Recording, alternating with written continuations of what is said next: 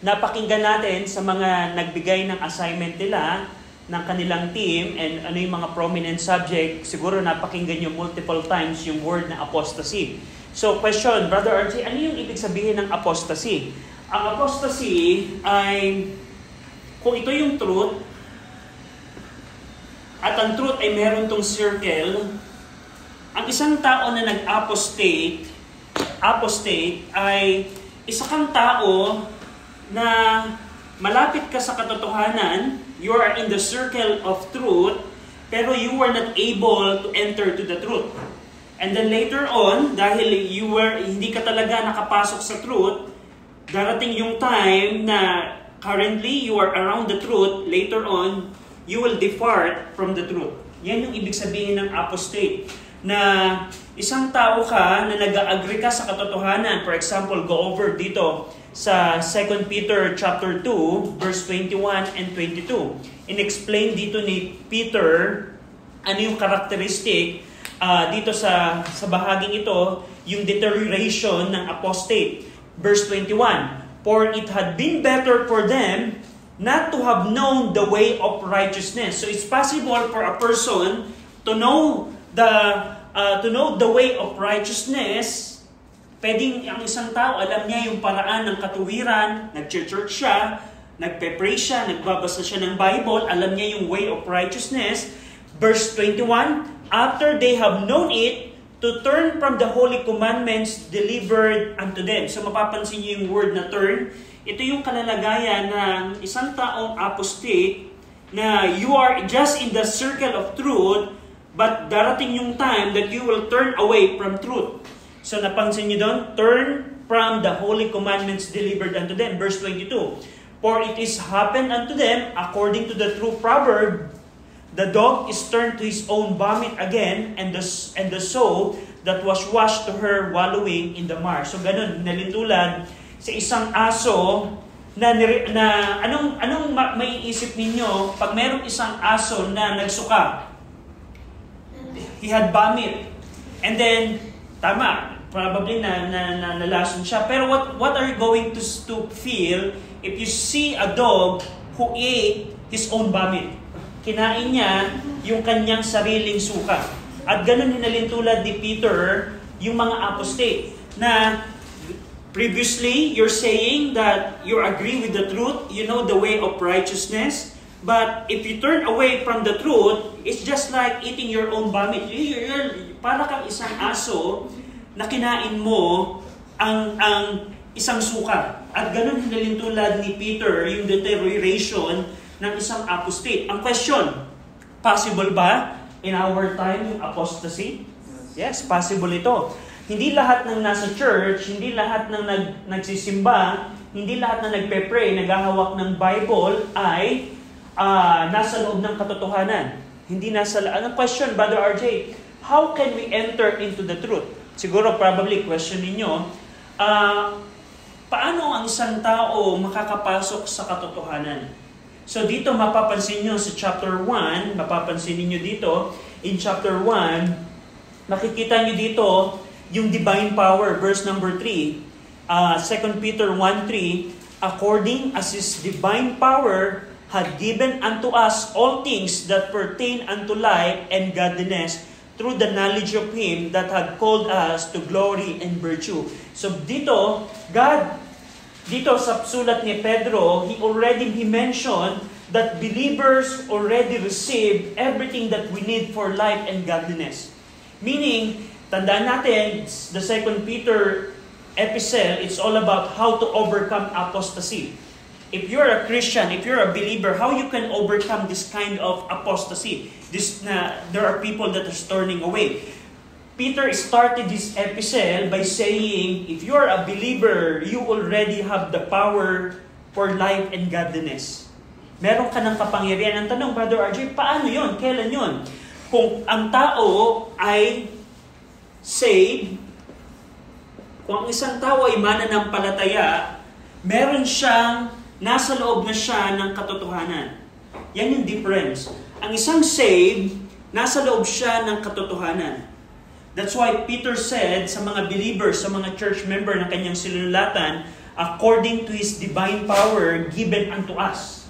So ang tanong, Brother RJ, paano ba ang isang tao masisave? So, meron pong dalawang bagay na binigay ang Scripture, how can we enter into the truth? How we can enter into the truth kung tayo ay magsisisi at mananampalataya. Maraming tao right now, that's why many people in our time cannot enter into the truth because they are not saved. Hindi sila ligtas. Maraming tao ngayon ang hindi nakaka-discover at nakakahawak ng truth kasi hindi sila ligtas. Ano yung tanong, Brother RJ? Anong ibig sabihin ng save? Pag sinabi pong save, ikaw ay ligtas sa hatol ng Diyos. Ang Diyos po na banal, ang Diyos na banal at makatarungan, siya ay maghahatol sa mga taong makasalanan. Ang tanong, Brother RJ, ang tao ba talaga ay makasalanan? Pag sinabing makasalanan, by the way, anong nasa isip ninyo when we say makasalanan? Probably, yung iba sa inyo, iniisip, yung mga nakakulong, ang makasalanan. Yung mga korap, ang mga makasalanan. Yung mga mamamatay tao, ang makasalanan. Pero sa Scripture, pag sinabing makasalanan, taong lumalabag sa utos ng Diyos. Bilang test, bigyan natin ng test. Let's have a test. Merong utos ang Panginoon na mahalin siya ng buong puso natin, ng buong kaluluwa at ng buong lakas. Question, nagagawa ba merong nakakagawa ba nun? 100% of the time na buong puso mo, mahal mo ang Panginoon? Just imagine, let's say, before kami ni Sister Amel na ikinasal, during the time before kami ikasal, when I wake up, she is on my mind. Pagka in love ang couple, pag in love ang couple na sino yung gusto mo laging makausap, gusto mong mapakinggan, gusto mong laging makasama, parang ganun ang pakiramdam ko nung mga panahong yon. At ganung klaseng pagmamahal at higit pa doon ang ninanais ng Panginoon. Question, may ganun ba tayong pagmamahal sa Panginoon? Do we have the same kind of love toward the Lord? Na pagising mo sa umaga, do you want to talk with God? Pang araw-araw mo, you're thinking about God? I'll tell you, most probably, most of us doesn't obey that. Most of us doesn't obey that. But that's the kind of love that God is commanding to every one of us. Question, if we don't follow that commandment, we are called sinner. Kung hindi natin nagagawa ang utos ng Panginoon, yon ay pagiging makasalanan sa parte natin. At dahil doon, at marami pa, may utos ang Panginoon, huwag natin gagamitin ang kanyang pangalan sa walang kabuluhan. Nakakita na kayo ng isang nanay na nadulas lamang at napasabi siya ng Jesus Mariosep. At that is blasphemous because he's taking the name of God, Jesus, Jesus, Maria, Joseph, bilang in vain. He's using the name of God in vain. Yung salitang OMG, that is also violation ng utos ng Panginoon. Maraming utos ng Panginoon. We can examine the book of Exodus 20, and we can say, every one of us are sinner. At dahil doon, every one of us are sinner, we are destined to be judged by God. Tayong lahat ng taong nagkakasala ay nakadestinong husgahan ng Panginoon. Anong paraan? Sa tingin niyo, ano kayang paraan ang paghusga ng Panginoon sa makasalanan? Anong paraan?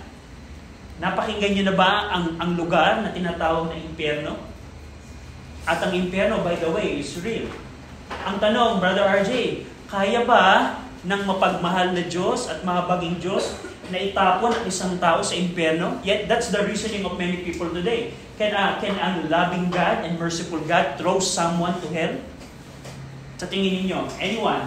Sa tingin niyo, kaya ng mapagmahal at maawaing Diyos na itapon ang isang tao na makasalanan sa impyerno?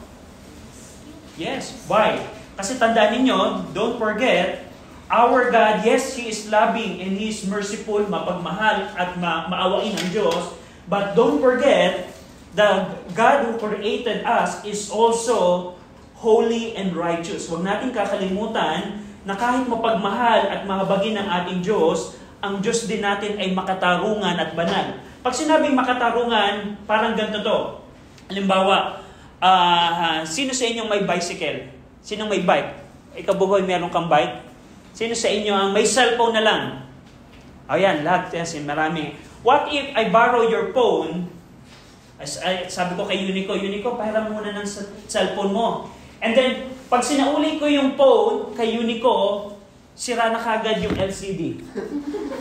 Okay? Halimbawa, hiniram ko yung phone. Unico, pahiram muna ako ng phone. May gagawin lang ako, tatawag lang ako. And then, nung isinauli ko yung phone kay Unico, sira na to. Now, question. Dahil si Unico mabait, halimbawa, mabait, sasabihin niya sa akin, okay lang yan, Brother RJ, wag mo na yung bayaran, okay lang yan. Ang tanong, question, si Unico ba ay makatarungan sa ganong kalalagayan? Kung hindi niya ako pinarusahan dahil sa aking kasalanang pagsira ng kanyang telepono, do you think Unico is righteous? No, he's not righteous. Kung si Unico ay righteous, sasabihin niya, ikaw ang sumira niyan, ikaw ang magbayad niyan. Ganon ang righteous. Kung hindi niya ako paparusahan, kung hindi niya ako pagbabayarin, ibig sabihin, hindi siya matuwid. Meaning, hindi siya makatarungan. By the way, makatarungan. Or just sa Ingles, makatarungan. At ang ating Diyos ay ganun din po. Sa Panginoon po, anumang kasalanan, ang gagawin po ng tao, any sin that we commit against the holy and just and righteous God, He always require punishment. At kaya po may taong pumupunta sa impyerno kasi ang tao ay nagkasala at hindi niya papahayaan na hindi bayaran ng tao ang kasalanan. So anong kailangan para tayo ay makatakas, Brother RJ? Kailangan nating mag-repent at mag-believe. Ang repentance, ito yung pagtalikod sa kasalanan. Parang imagine, lahat tayo, let's imagine, we are all rebellious children toward our parent. Lahat tayo nagrebelde, lahat tayo naglayas, lahat tayo umalis sa ating tahanan. Pag sinabing repentance, meron kang attitude sa iyong magulang, Naitay, patawad sa aking nagawa, babalik ako sa tahanan, sa bahay. Ganun yung repentance, yung pagbabago ng isipan mo, pagbabago ng patungo sa kasalanan, at pagtalikod sa maling paniniwala, pagtalikod sa kasalanan. That's repentance. Pangalawa, believe. Believe. Ano yung believe, Brother RJ? Anong paniniwalaan ko? Paniniwalaan mo at sasampalatayaan mo na si Jesus Christ ang namatay sa iyong kasalanan, siya'y inilibing at nabuhay namang muli. Without these two, hindi ka makakapasok sa katotohanan. That's the reality. Anyone who is not saved, probably nag-church ka, probably nagpe-pray ka, probably church member ka, but if you are not saved, darating yung time na mag-a-apostate ka. Darating yung time na yes, probably nasa church ka, pero darating yung time that you will apostate. That's the reality ng hindi ligtas. Ang isang saved, ito ang difference ng isang saved sa unsaved. Ang isang saved, it seemingly na para siyang nag-depart sa truth, pero later on, babalik at babalik siya sa truth. That's the reality ng isang saved. May times na it seems na yung isang saved ay lalabas sa truth, it seemingly lalabas siya sa truth, but sa kanyang buhay, babalik at babalik siya sa truth. That's the difference ng isang saved sa unsaved. Kaya nga, dito ipinakita ni Peter sa kanyang sulat na if you're a believer, if you're saved, we already have divine power. We have divine power to overcome apostasy. That's the difference. So, anong pinakamalaga dito na makita natin? Kailangan nating mag-repent and mag-believe. Tandaan ninyo, pwedeng mangyari sa isang tao, it's possible that a person is seemingly in the truth, it seems na para siyang nasa katotohanan, para siyang Kristiyano, para siyang humahawak ng katotohanan, but in reality, he is in the edge of the truth.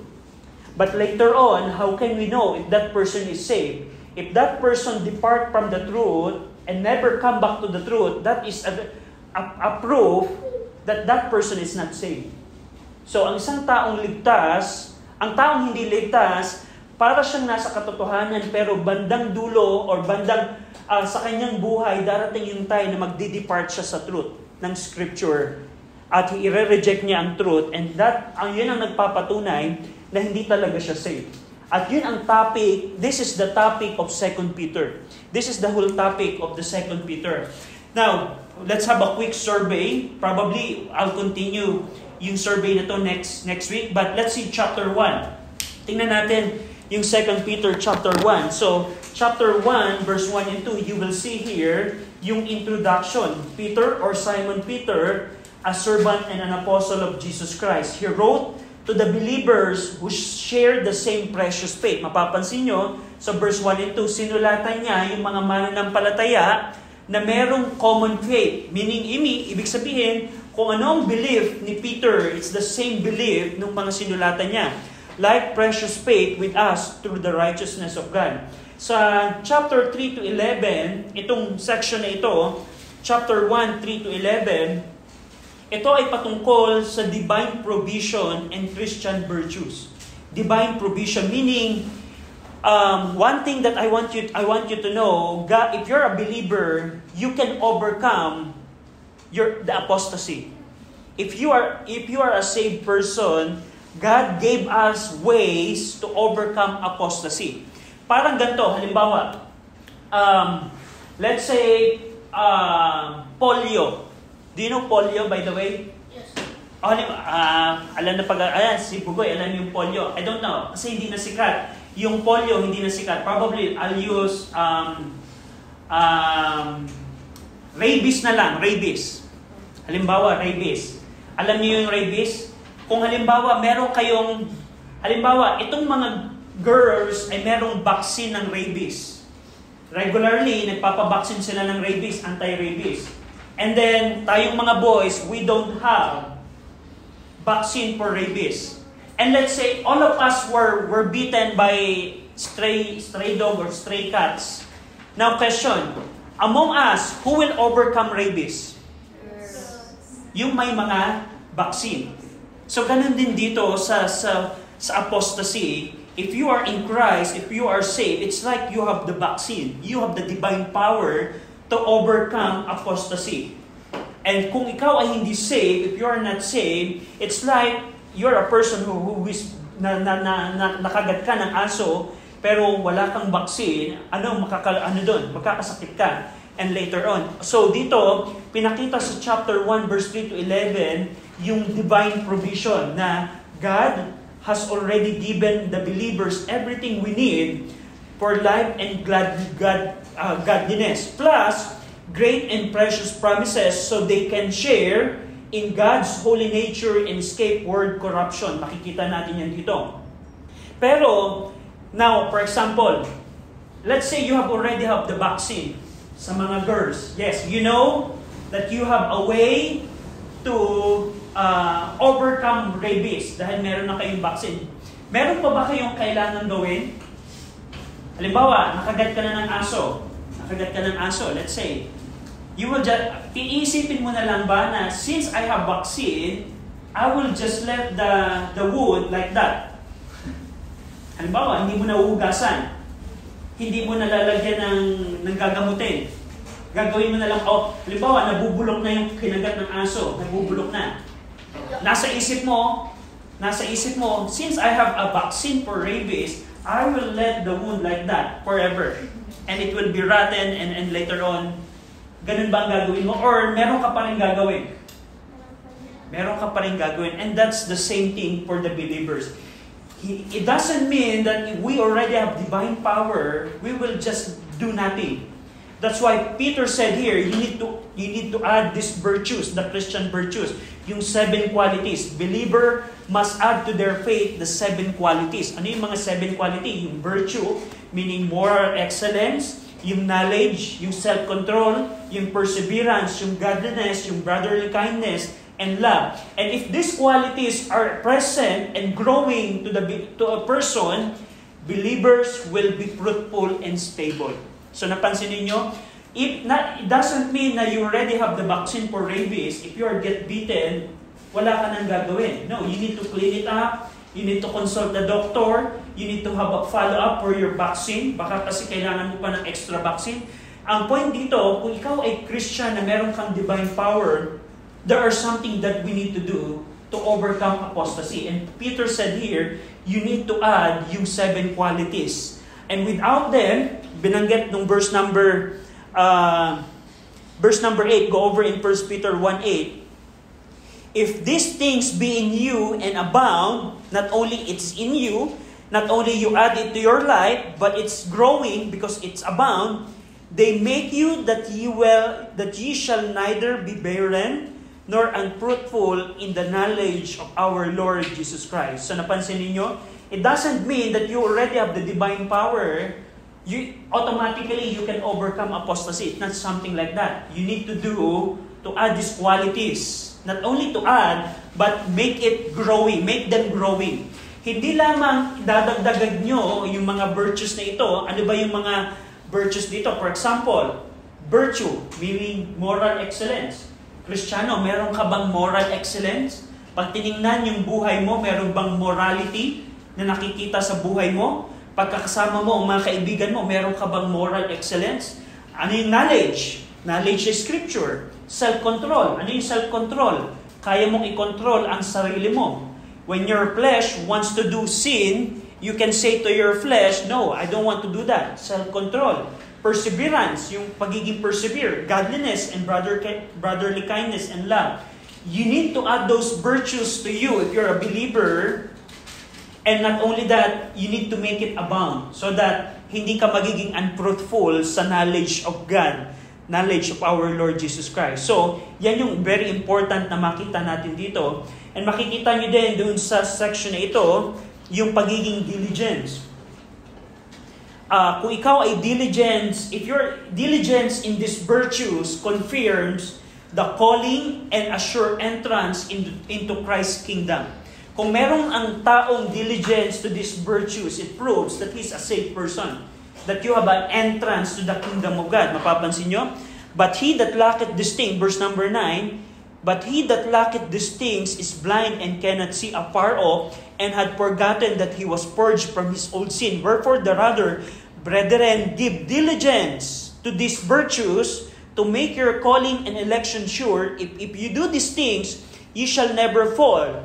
For so an entrance shall be ministered unto you abundantly into the everlasting kingdom of our Lord and Savior Jesus Christ. So ang point dito ni Peter, if you're abounding in those virtues, it only proves, if you are diligent to those virtues, meron kang assurance na ikaw ay saved. Meron kang entrance into the kingdom of God. So, yan yung section na ito, verse 3 to 11. Verse 12 to 15, chapter 1, 12 to 15, dito makikita ninyo yung motivation, Peter's motivation to remind. Makikita nyo dito yung motivation ni Pedro na magpaalala. Sa 12 to 15, yung motivation ni Peter na magpaalala sa mga church member na sa kanyang sinulatan. In this section, Peter insists on reminding them of this truth even though they already know and are established in them. So pinapakita nito na yung sinulatan ni Pedro sa kanyang sulat, alam na yung mga bagay na ito, naturuan na nila ito, naturo na ni Pedro ang mga bagay nito. But Peter has a motivation, I want to remind them. Mapapansin nyo, verse number 12, wherefore I will not be negligent to put you always in remembrance of these things. Though you know them, you already know it, and be established in the present truth. Parang ganito, dali natin dun sa situation ng rabies. Let's say you already have a vaccine, but unfortunately you get bitten by another dog or another dog. Do you think the doctor will remind you, oh, you got bitten, you need to have a follow-up ng vaccine mo on this day? Kailangan bang paalalahanan? Or ang tanong, kailangan pa bang paalalahanan? Halimbawa, let's say merong bata, let's say may isang bata na nakagat ng aso, na baksinan siya. Do you think the doctor will remind that child, after a month, kailangan mong bumalik dito kasi kailangan mo ng follow-up vaccine? So, ang point dito is, even though we already know these things, Peter's motivation is, I would like to remind them. Even though you know this, I would like to remind them. So, makikita niyo yan sa 12 to 15. In-insist niya dito na kailangan niyang paalalahanan siya. And by the way, mapapansin niyo din sa 12 to 15 na alam ni Pedro na mamamatay na siya, katulad ng binanggit ni Kristo. And Peter wants them to remember these things even after his death. Kahit mamamatay na si Pedro, kaya niya isinulat itong 2 Peter upang magpaalala. Paano ba i-overcome yung apostasy? Paano i-overcome yung problem ng apostasy dito? So yan yung 12 to 15. Mapapansin nyo, verse 14, knowing that shortly I must put off this my tabernacle, even as our Lord Jesus Christ had shown me. Malapit nang mamatay si Peter. Verse 15, moreover, I will endeavor that ye may be able after my decease to have these things always in remembrance. So yan yung purpose ni Peter ng kanyang pagkakasulat, upang magkaroon ng remembrance. So, dali natin sa example natin ngayon. What if nakagat ka ng aso? And by the way, naalala niyo kung anong schedule? Do you remember ano yung schedule ng, di ba? Hindi lang naman siya one-time turok. Di ba? Sino nakagat na ng aso? Sino yung nabaksina? Isang beses lang ba yun? Hindi, di ba? Meron siyang follow-up. I think 3 times. 3 times or 4? 3 times ano? Now, in order na hindi makalimutan yung schedule, what are you going to do? Let's say nakagat ka ng aso, and then sabi ng doktor, ito yung mga date. December 1, December 30, at January 30 ang turok mo. What are you going to do so that you can remember yung dates? Jot down notes, probably in your refrigerator. Maglalagay ka ng notepad. Ito pala yung schedule ng aking balik sa center para magpaturok ulit. There's something that could remind you, and that's what Peter said here. I wrote this epistle so that it will be a remembrance for you how to overcome apostasy. Parang ganun sa ating example. And last, dito sa chapter 1, verse 16 to 21, pinakita niya dito yung origin of some teaching. Remember, if of course some of you already scanned the book of 2 Peter, and the one antidote, the one vaccine to overcome apostasy is what? What do you think? What is the main thing, the antidote to overcome apostasy? Anyone? Knowledge of the truth. That's right. The knowledge of the truth. 14 times or 7 times na binanggit ang knowledge sa book of 2 Peter. At ang tanong, where can we find knowledge? Where can we find the sound teaching? And Peter said that in verse 16 to 21. Binanggit niya dito sa verse 16 to 21 of chapter 1 that their message is not meat. Hindi ito katang-isip lamang, but it comes from 2 sources. Una, yung eyewitness experience. Yung truth na sineshare ko sa inyo, sabi ni Peter, the truth that I'm sharing to you, it came from 2 sources. First, may eyewitness testimony. Na binanggit niya dito na nakita niya si Christ, yung majesty ni Christ, and yung voice ni God the Father in the mountain of transfiguration. That's the first source. The number 1 source na makikita nyo from 16 to 21 is the prophetic scripture. Verse number 19. Tingnan nyo to. And we have also a more sure word of prophecy. A more sure word of prophecy. Binabanggit niya dito yung prophetic scripture, yung Old Testament. Tinawag niya to the more sure word of prophecy, meaning it is fully reliable and divinely inspired.